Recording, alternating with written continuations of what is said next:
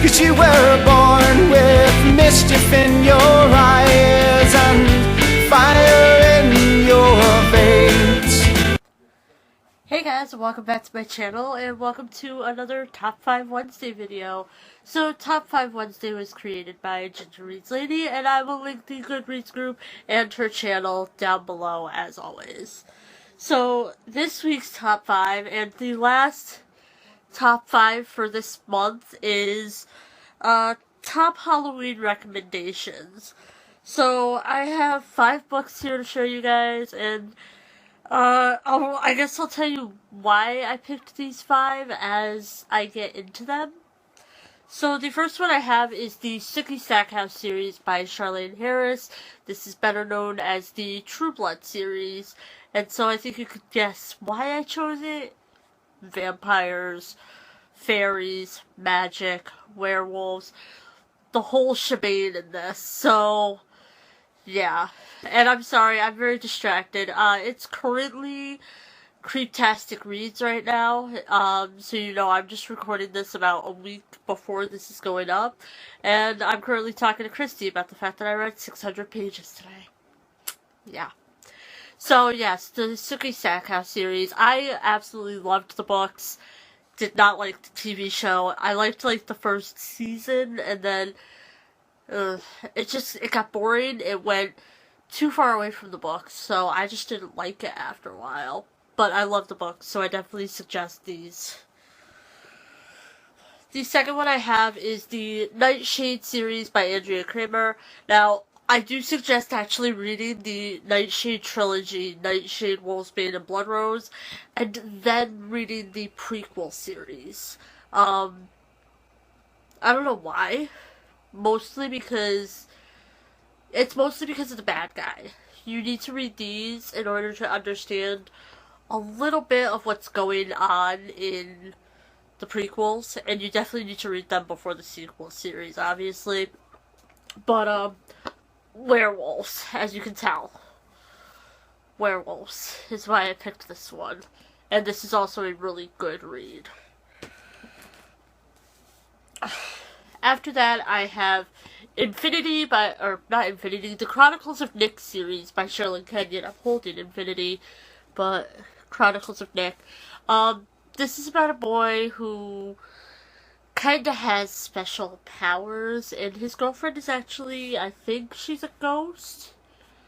I can't remember for sure because I'm so far into the series, and it's explained in the first book, and I need to reread this series, especially before book 7 comes out, because they come out so far away from each other that you kinda need to reread the series every single time. Or I might just need to just reread it right now and just catch up again.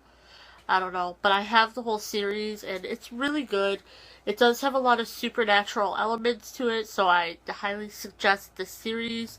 And you can read this series without reading the other series I have on here first. But I kind of suggest reading the other series first, but it is a long series, and it's an adult one. This is YA. So you don't need to, but I suggest it.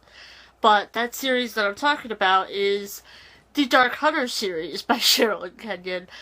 This has to do pretty much with vampires and magic and stuff like that, and gods, and yeah.